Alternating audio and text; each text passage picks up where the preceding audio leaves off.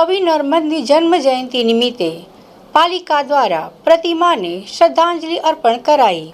ગુજરાતી સાહિત્યના માધ્યમથી જય જય ગરવી ગુજરાત અને યાહોમ કરીને પડો ફતેહ છે આગે જેવા પ્રેરણાદાયી મંત્રો આપનાર યુગ પ્રવર્તક કવિ ગુજરાતી ગદ્યના પિતામહ તથા મહાન સમાજ સુધારક કવિ નર્મદજીની જન્મ જયંતિ નિમિત્તે પાલિકા દ્વારા વિશેષ કાર્યક્રમનું આયોજન કરવામાં આવ્યું। વડોદરાના પ્રથમ નાગરિક અને મેયર ગીતાબેન મકવાણાની અધ્યક્ષતામાં અને ઉપસ્થિતિમાં કવિ નર્મદજીની પ્રતિમાને ભાવાંજલિ તથા શ્રદ્ધાંજલિ અર્પણ કરવામાં આવી। આ પ્રસંગે પાલિકાના વિવિધ પદાધિકારીઓ અને અધિકારીઓ પણ ઉપસ્થિત રહ્યા હતા। આ પ્રસંગે વક્તવ્ય આપતા ડેપ્યુટી મેયર આદિત્ય પટેલે જણાવ્યું કે કવિ નર્મદનું વ્યક્તિત્વ માત્ર કવિ પૂરતું સીમિત ન હતું।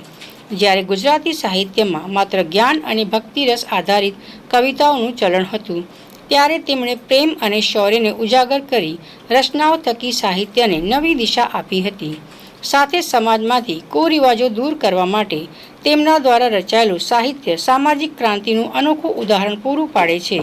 ગુજરાતી સાહિત્યના માધ્યમથી જય જય ગરવી ગુજરાત જેવો ગુજરાતની અસ્મિતાનો અદ્ભુત મંત્ર આપનાર અને યાહોમ કરીને પડો ફતેહ છે આગે વગેરે જેવો દેશભક્તિથી ભરપૂર જીવન મંત્ર આપનાર મહાન વિભૂતિ યુગ પ્રવર્તક કવિ નર્મદજીની જન્મજયંતિ નિમિત્તે વડોદરા મહાનગરપાલિકા દ્વારા વડોદરાના પ્રથમ નાગરિક મેયર શ્રીમતી ગીતાબેન મકવાણાની અધ્યક્ષતામાં અને ઉપસ્થિતિમાં તેમની પ્રતિમાને શ્રદ્ધાંજલિ ભાવાંજલિ અર્પણ કરવા માટેનો કાર્યક્રમ અન્ય તમામ પદાધિકારી અધિકારીગણની ઉપસ્થિતિમાં યોજાયો છે।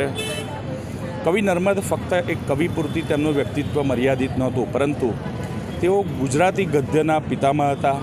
તેઓ એક ઉચ્ચ કોટીના સમાજ સુધારક હતા। એટલું જ નહીં, પરંતુ ગુજરાતી સાહિત્યના આદ્ય પ્રવર્તક હતા।